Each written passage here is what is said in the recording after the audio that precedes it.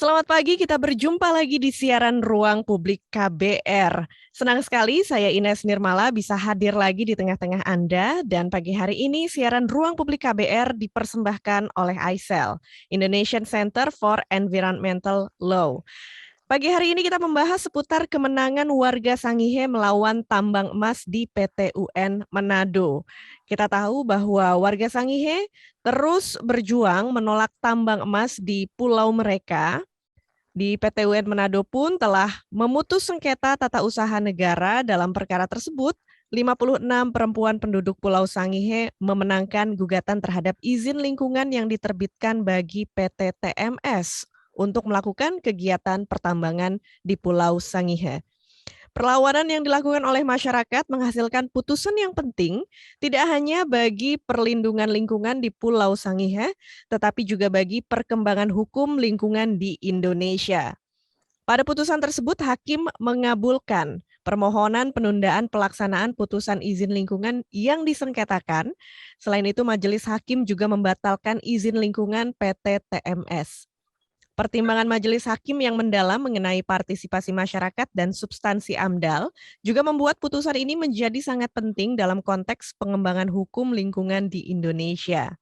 Aspek lain yang membuat gugatan izin lingkungan PT TMS menjadi istimewa adalah banyaknya masyarakat Sangihe yang maju sebagai penggugat. Hal tersebut merupakan refleksi dari solidaritas masyarakat Sangihe dalam mempertahankan ruang hidupnya.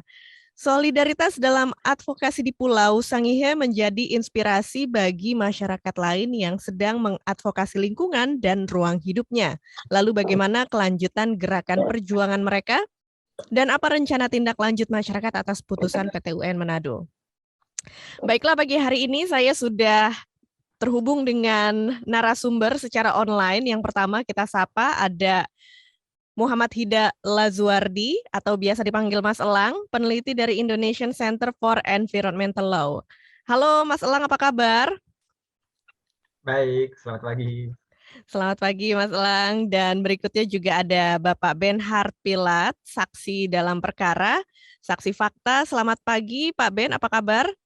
Baik, selamat pagi. Ya, terima kasih atas kehadirannya Pak Ben. Kemudian juga ada Bapak Reinhard Mamalu SHMH, kuasa hukum penggugat. Selamat pagi, apa kabar Pak Reinhard? Selamat pagi, kabar baik.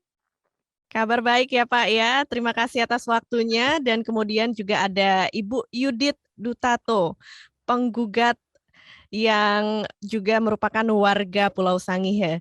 Selamat pagi Bu Yudit, apa kabarnya? Selamat pagi, kabar baik.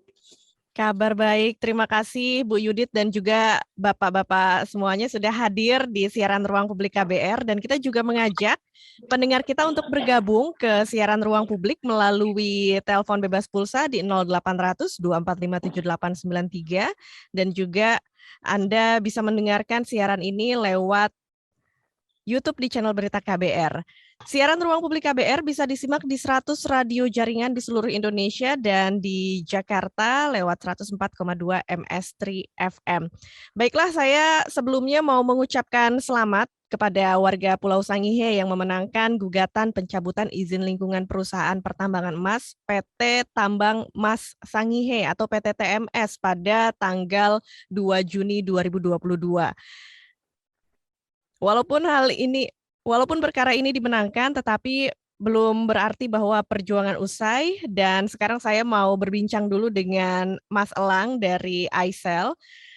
Mas Elang boleh dijelaskan apa aja yang Mas Elang mohon boleh dijelaskan apa saja yang menjadi poin penting dalam putusan PT UN Manado. Silakan Mas. Oke, pertama-tama yang saya rasa sangat perlu diapresiasi adalah bagaimana semangat masyarakat Sangihe dalam mempertahankan ruang hidupnya. Saya hampir tidak pernah melihat ada gugatan tata usaha negara yang penggugatnya sampai 56 orang, itu jarang sekali, biasa 1-2 orang, sehingga luar biasa memang semangatnya dan willingness untuk mempertahankan ruang hidup. Kedua adalah pertimbangan hakim yang sangat mendalam. Pertama, majelis hakim mempertimbangkan aspek pelibatan masyarakat di situ. Tidak ada masyarakat dalam komisi penilai AMDAL, proporsionalitas sosialisasi yang tidak baik. Terus dari aspek materialnya juga sangat baik, yaitu misalnya hakim secara cermat melihat bahwa AMDAL ini tidak mengkaji dampak arsenik kepada lautan, hanya kepada udara. Dan itu adalah detail-detail yang menurut kami itu sangat luar biasa ketika majelis hakim mempertimbangkan hal tersebut, karena itu sangat mendetail, sangat mendalam, dan memberikan contoh bagi putusan yang memberikan rasa keadilan bagi masyarakat. Lebih lanjut, kita melihat putusan penundaan itu tidak sering. Kenapa?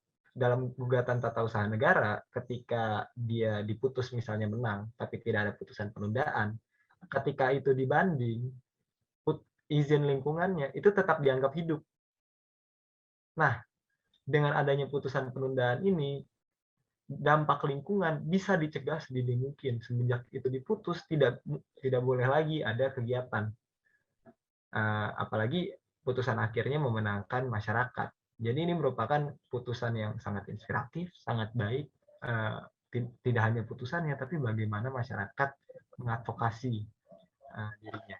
Terakhir adalah sayangnya tentu ini dinodai dengan tindakan-tindakan dari PT TMS yang berusaha mengangkangi putusan pengadilan. Nanti itu mungkin saya rasa baiknya dijelaskan oleh kawan-kawan langsung sih. Oke, baik Mas Elang, dan sekali lagi kita apresiasi warga Pulau Sangihe atas solidaritasnya dalam mempertahankan ruang hidup, dalam mempertahankan pulau dan kampung halaman mereka. Dan kita juga sudah bersama dengan Ibu Yudit, penggugat dan juga warga Pulau Sangihe. Boleh diceritakan Bu Yudit, bagaimana latar belakang diajukannya gugatan oleh masyarakat kepada izin lingkungan PT TMS? Ya, karena kami menggugat izin lingkungan PT Tambang Mas Sangihe karena itu merusak lingkungan. PT Tambang Mas Sangihe ini mereka datang tidak pernah mensosialisasikan apa-apa kepada masyarakat. Kami hanya tahu di Desa Bowone itu mereka melakukan sosialisasi pada tanggal 22 sampai 24 Maret 2021 untuk melakukan pembelian jual beli tanah yang hendak dijadikan lahan operasi PT Tambang Mas Sangihe. Dan itu pun harganya hanya Rp5.000. Rp5.000 itu lebih mahal sayur, Mbak. Ya. Karena sayur-sayur yang ada di Kepulauan Sangihe itu mahal. Sedangkan tanah yang diberikan oleh PT TMS harganya itu hanya Rp5.000 per meter. Dan juga perusahaan ini menurut kami mereka itu tidak pernah terbuka dengan masyarakat yang ada di sini. Mereka itu menyalahi aturan-aturan yang ada. Dan kami masyarakat yang ada di Kampung Bowone khususnya menolak dengan tegas kehadiran PT Tambang Emas Sangihe. Ya, baik. Karena memang dari awal tidak ada keterbukaan, tidak ada sosialisasi, terlebih lagi harga untuk penggantian tanah per meternya sangat murah ya Bu ya, Rp5.000 per meter. Dan itu Mbak bukan secara pribadi bagi kami.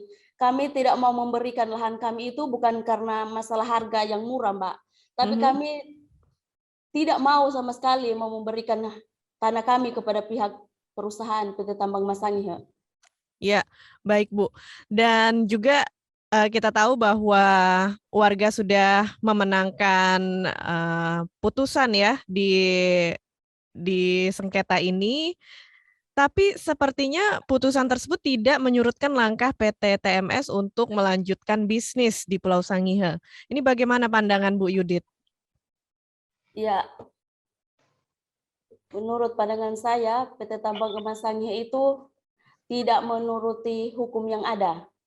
Mereka membangkang karena putusan PT UN Manado sudah jelas. Izin perusahaan PT Tambang Emas Sangihe itu dibatalkan, dicabut. Tapi mereka membangkang. Bahkan mereka pun hasil putusan keluar bulan Juni, tanggal 2 Juni itu putusan keluar, tanggal 13 Juni mereka membawa alat berat mereka, bor, ingin dimasukkan ke Kampung Bowone, tapi dicegat dan akhirnya hanya masuk ke Kampung Salurang. Ya, baik. Dan ini mungkin selanjutnya saya ke Bapak Reinhard Mamalu sebagai kuasa hukum. Kita tahu bahwa izin lingkungan dari PT TMS sudah dicabut, tetapi mereka masih berusaha untuk memasukkan alat-alat berat. Ketika izin lingkungan dicabut itu kan seharusnya sudah tidak ada lagi aktivitas perusahaan.